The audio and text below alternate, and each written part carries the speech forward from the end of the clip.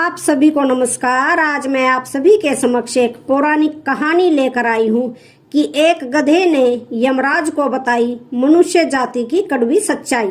तो श्रवण करते हैं ये कहानी। बहुत समय पहले की बात है। एक गांव में एक धनवान कुम्हार रहता था। वह बड़ा ही लालची और कपटी था। उसके घर किसी भी चीज की कोई भी कमी नहीं थी और वह मिट्टी के बर्तन बनाने का काम करता था। इसलिए उसके पास बोझ ढोने के लिए एक गधा था। इसके साथ ही वह कुम्हार भगवान विष्णु का परम भक्त था। वह अपने घर रोजाना भगवान विष्णु की पूजा पाठ किया करता था। वह रात दिन भगवान विष्णु के नाम का जाप किया करता था। फिर एक दिन भगवान विष्णु स्वयं उस कुम्हार से मिलने के लिए उसके घर आते हैं और उसे दर्शन देते हैं और कहते हैं, हे भक्तराज, मैं तुम्हारी भक्ति से अत्यंत प्रसन्न हूँ। मांगो, तुम्हें क्या वरदान चाहिए। जो भी तुम्हारी इच्छा हो वो मुझसे मांग सकते हो।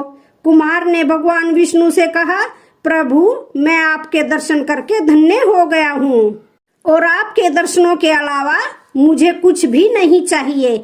फिर वह कुम्हार अपनी जेब से एक खाली कागज निकालता है और भगवान विष्णु से कहता है, हे प्रभु, आप इस कागज पर अपने हस्ताक्षर कर दीजिए ताकि मैं दुनिया के नास्तिक लोगों को भगवान के होने का सबूत दे सकूं, क्योंकि आजकल इस दुनिया के लोग भगवान को मानते ही नहीं हैं कि भगवान हैं। फिर भगवान विष्णु ने कहा, ठीक है भक्तराज, लाओ कागज, मैं तुम्हारे कागज पर हस्ताक्षर कर देता हूँ। यह कहकर भगवान विष्णु ने उस कागज पर अपने हस्ताक्षर कर दिए और अंतर्ध्यान हो गए। फिर वह कुम्हार उस कागज को लेकर अपनी जेब में रख लेता है और उस दिन के बाद से उस कागज को हमेशा ही अपनी जेब में रखता है ताकि समय आने पर वह दूसरे नास्तिक लोगों को भगवान होने का सबूत दे सके। फिर थोड़े दिनों के बाद उस कुम्हार का वह गधा मर जाता है, जिस कारण से वह कुम्हार बहुत दुखी होता है। फिर उस गधे को यमदूत लेकर यमलोक जाते हैं और वहां पर जाकर यमराज के सामने पेश करते हैं। यमराज उस गधे का लेखा जोखा निकाल कर देखते हैं और कहते हैं, हे गधे, तूने पशु का जन्म लेकर भी कोई पाप नहीं किया है। तुमने हमेशा अपने मालिक के साथ वफादारी की है, कभी किसी को कोई कष्ट नहीं दिया है। तुमने अपने सभी काम बड़े ही ईमानदारी के साथ किए हैं। एक गधे का जन्म पाकर भी तुमने कोई घृणित कार्य नहीं किया है, इसलिए तुम्हारे सभी जन्मों के पाप अब नष्ट हो चुके हैं। अब तुम बताओ, तुम किस लोक में जाना चाहते हो? तुम जहाँ चाहोगे मैं तुम्हें वहीं भेज दूंगा। तुम जिस भी प्राणी के जन्म में जाना चाहते हो मैं तुम्हें उस जन्म में भेज दूंगा। मैं तुम पर बहुत ही प्रसन्न हूँ। जल्दी से बताओ, तुम्हारी क्या मनोकामना है? फिर गधे ने कहा, हे धर्मराज, आप चाहे मुझे स्वर्ग में भेजो या फिर नरक में भेजो, मैं कहीं पर भी जाने के लिए तैयार हूँ। इस बात से मुझे कोई फर्क नहीं पड़ता है, परंतु मेरी आपसे हाथ जोड़कर विनती है कि मैं जिस भी जगह पर रहूं वहां किसी मनुष्य के अधीन ना रहूं। मुझे किसी मनुष्य की गुलामी ना करनी पड़े और ना ही मुझे मनुष्य का जीवन चाहिए। आप कृपा करके मुझे कोई उचित स्थान प्रदान करें। गधे की बात सुनकर यमराज आश्चर्यचकित हो गए और सोचने लगे कि मनुष्य का जीवन पाने के लिए तो सभी तरसते हैं, फिर यह गधा मनुष्य का जीवन लेने से मना क्यों कर रहा है? फिर यमराज उस गधे से कहते हैं, हे गधे, तुम्हें मनुष्य जाति से इतनी नफरत क्यों है? मनुष्य का जन्म पाने के लिए तो सभी तरसते हैं। पृथ्वी लोक पर तो मनुष्य का जीवन ही सर्वश्रेष्ठ है। फिर तुम मनुष्य का जीवन क्यों नहीं पाना चाहते हो? इससे पहले तुम्हें मनुष्य का जीवन नहीं मिला शायद तुम इसलिए मनुष्य जीवन के फायदे नहीं जानते हो। तुम एक बार मनुष्य का जीवन प्राप्त करके देखो, तुम्हें पता चल जाएगा कि इसके कितने फायदे हैं। यमराज की बात सुनकर वह गधा कहता है, हे धर्मराज, मैं अच्छी तरह से जानता हूँ कि मनुष्य का जन्म कितना अनमोल है, लेकिन मनुष्य बड़ा ही स्वार्थी, कपटी और चालाक होता है। मनुष्य बड़ा ही मतलबी होता है। स्वार्थ के लिए अच्छा और बुरा क्या होता है वह यह सब भूल जाता है और अपने मतलब के लिए कुछ भी कर सकता है। अगर उसे उसकी आवश्यकता से अधिक धन भी मिल जाए तो भी वह संतुष्ट नहीं होता है। हे धर्मराज, इतना ही नहीं, मनुष्य बड़ा ही असंतोषी होता है। वह बिना कारण ही दुखी रहने लगता है और अपने परिवारजनों और अड़ोस पड़ोस के मनुष्यों को भी दुख देने लगता है। मनुष्य मेरे जैसे बेजुबान जानवरों और पशुओं को अपना गुलाम बनाकर रखता है और अपना काम निकालता रहता है। खाने के लिए बहुत ही कम देता है और काम ज्यादा करवाता है। हे धर्मराज, इतना ही नहीं, मनुष्य जाति तो भगवान को भी धोखा देता है। इसलिए मुझे मनुष्य जन्म नहीं चाहिए। गधे की यह बात सुनकर धर्मराज कहते हैं, हे गधे, यह तुम क्या कह रहे हो? मनुष्य भला भगवान को धोखा कैसे दे सकता है? तुम मुझे बताओ जरा, मैं भी तो यह जानूं। फिर गधे ने कहा, हे धर्मराज, मनुष्य जब मंदिर में जाता है तो स्वार्थी मन से भगवान की पूजा करता है और भगवान से कहता है कि हे प्रभु, मेरा वो काम कई दिनों से नहीं हुआ है, वो काम कर दो।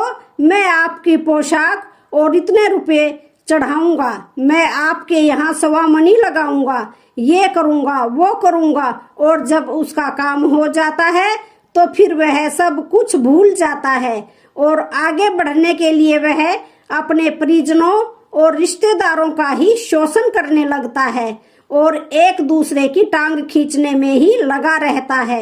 ना खुद ऊपर उठता है और ना ही दूसरों को ऊपर उठने देता है।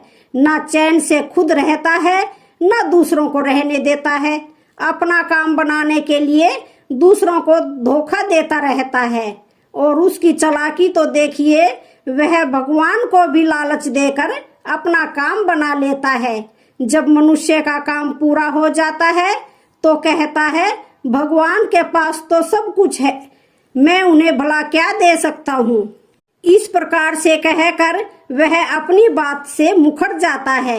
हे धर्मराज, मनुष्य के बुरे कर्मों को गिनाते गिनाते मैं थक जाऊंगा, परंतु उसके बुरे कर्म समाप्त नहीं होंगे।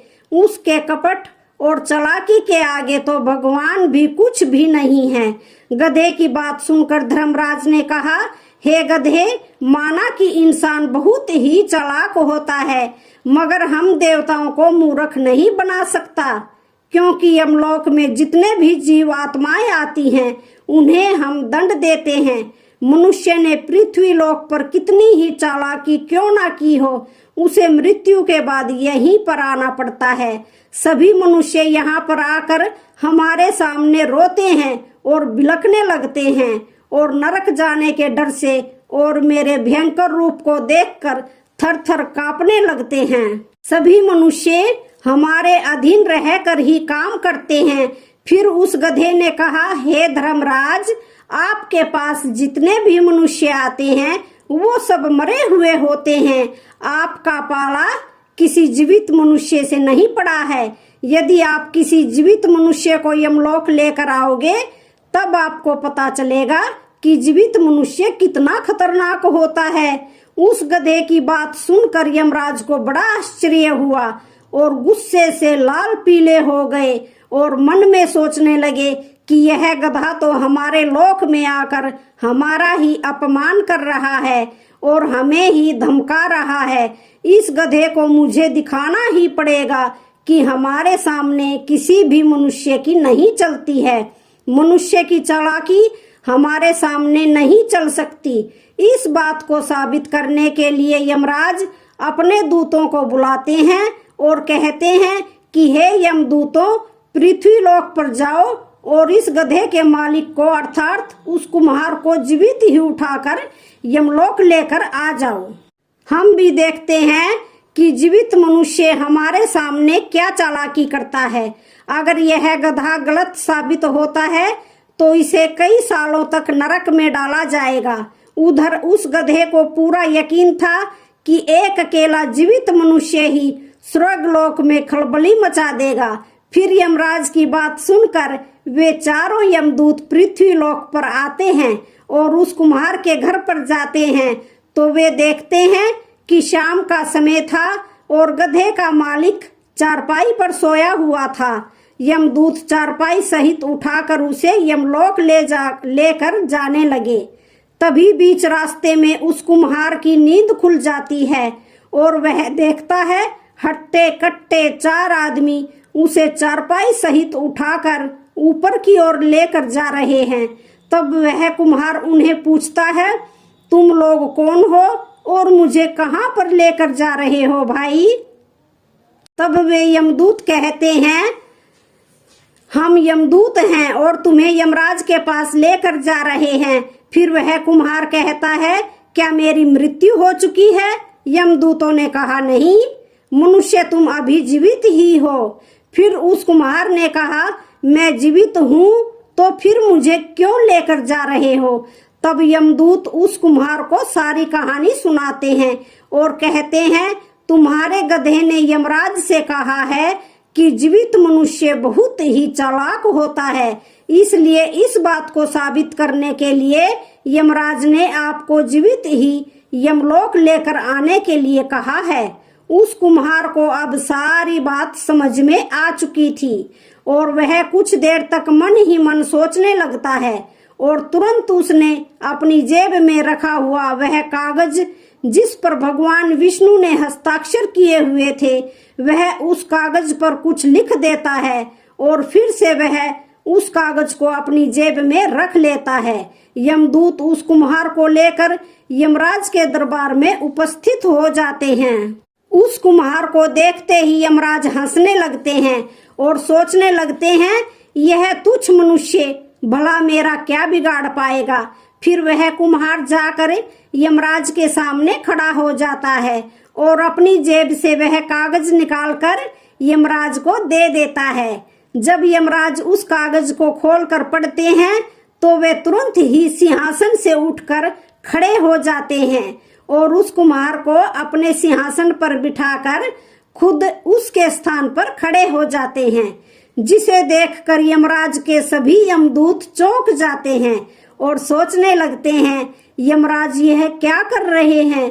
एक मानव को अपने सिंहासन पर बिठा रहे हैं। यह जरूर कोई पहुंचा हुआ मानव लगता है। अब वह कुम्हार यमपुरी का राजा बन जाता है और यमराज भी उसका आदेश मानने के लिए विवश हो जाते हैं। फिर वह कुम्हार सिंहासन पर बैठते ही यमलोक के सभी कानून कायदे बदल देता है और यमराज को ही यमलोक के द्वार का पहरेदार बना देता है। फिर वह कुम्हार सोचने लगता है, जब मैं मर जाऊंगा तो मुझे भी यहाँ आना पड़ेगा और मेरे पाप कर्मों के कारण मुझे भी नरक में डाल दिया जाएगा। इसलिए उस कुम्हार ने नरक में पड़े हुए सभी प्राणियों को स्वर्ग में जाने का आदेश दिया और नरक का द्वार हमेशा के लिए बंद कर दिया गया। और फिर सभी यमदूतों को आदेश दिया कि आज के बाद किसी भी मनुष्य को नरक में नहीं डाला जाएगा। आज के बाद जो भी मनुष्य यहाँ आएगा उसे स्वर्ग में ही भेजा जाएगा। कुम्हार के इस आदेश को सुनकर स्वर्गलोक में खलबली मच गई और सभी देवता हैरान हो गए, लेकिन वे कर भी क्या सकते थे। आदेश जो यमलोक के राजा ने दिया था, इसलिए चुपचाप सभी उसका पालन करने लगे। स्वर्गलोक का संतुलन पूरी तरह से बिगड़ गया और धीरे धीरे स्वर्गलोक में जीवों की भीड़ बढ़ने लगी, जिनकी सेवा करके स्वर्गलोक के कर्मचारी भी परेशान होने लगे और सोचने लगे, इतने सारे जीवों की सेवा कैसे कर पाएंगे। उधर वह गधा सोचने लगा, यमराज को जीवित मनुष्य को यमलोक में लाना कितना महंगा पड़ गया। मेरे मालिक ने सब कुछ बदल दिया, आखिर यह सब कैसे हुआ। फिर वह गधा अपने मालिक के पास गया और पूछने लगा, मालिक आपने ये सब कैसे किया? अब तो आप यमलोक के राजा बन गए हैं। अब मैं सारे जीवन आपका दास बनकर रहूंगा। कृपा करके आप मुझे बताइए कि आपने यह सब कैसे किया। तब उस कुम्हार ने उस गधे को नजदीक बुलाया और धीरे से उसके कान में कहा, जब मुझे पता चला कि मुझे जीवित ही यमलोक में ले जाया जा रहा है, तो मैंने भगवान विष्णु के हस्ताक्षर किए हुए कागज पर यह लिख दिया कि जिस जीवित मनुष्य को यमराज यमलोक बुला रहे हैं उसे यमलोक का राजा बना दिया जाए। यही मेरा आदेश है। उस कागज पर भगवान विष्णु के हस्ताक्षर देखकर यमराज को लगा कि यह भगवान विष्णु का ही आदेश है और उन्होंने बिना सोचे विचारे ही मुझे यमलोक का राजा बना दिया। कुम्हार की बात सुनकर वह गधा बहुत खुश हुआ और सोचने लगा कि इंसानी दिमाग चाहे जहां भी रहे लेकिन कुरापात तो करेगा ही। इधर यमलोक का ऐसा हाल देखकर सभी देवी देवता भगवान विष्णु से मिलने के लिए बैकुंठ चले गए और उन्हें सारी बात बताई। देवताओं की सहायता करने के लिए भगवान विष्णु तुरंत ही यमपुरी जा पहुँचे। वहां जाकर उन्होंने देखा कि यमराज यमपुरी के द्वार पर पहरा लगा रहे हैं। तो फिर यमराज के सिंहासन पर कौन बैठा है? भगवान विष्णु को देखते ही यमराज हाथ जोड़कर उनसे प्रार्थना करने लगे और कहने लगे, हे प्रभु, आपकी यह लीला बड़ी ही विचित्र है।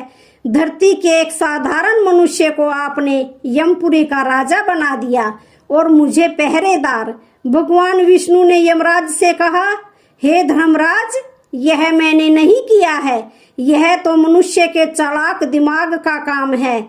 यदि तुम जीवित मनुष्य को यमलोक लेकर आओगे तो यही होगा, इसलिए मैंने मृत्यु के बाद ही मनुष्य को यमलोक लाने का आदेश दिया था, ताकि मनुष्य के सभी दोष और स्वभाव शरीर के साथ ही नष्ट हो जाएं और केवल उसकी आत्मा ही यमलोक में प्रस्थान करे।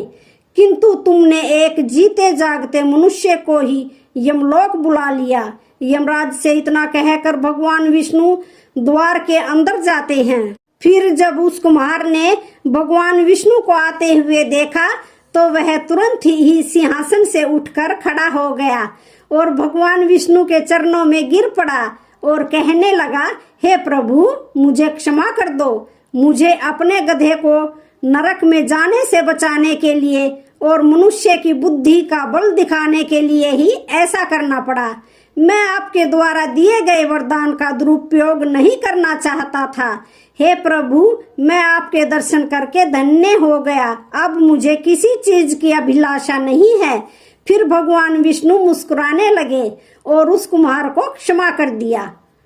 और फिर भगवान विष्णु ने यमदूतों से कहा कि इसे वापस पृथ्वी लोक पर छोड़ कर आओ।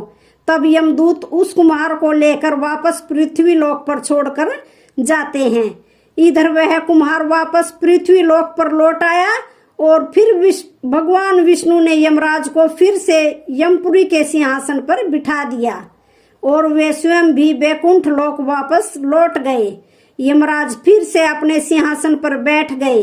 तब वह गधा यमराज से कहने लगा, हे धर्मराज, देखा आपने जीवित मनुष्य की चालाकी, एक जीवित मनुष्य क्या क्या कर सकता है।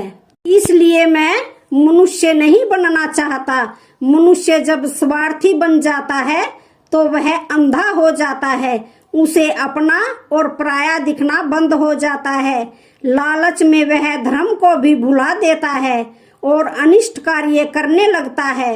जब तक वह शास्त्र के अनुसार कर्म करता है तब तक वह सुखी रहता है, और जब धर्म से विमुख हो जाता है तो क्लेश और बीमारियां उसे घेर लेती हैं और उसका पतन हो जाता है।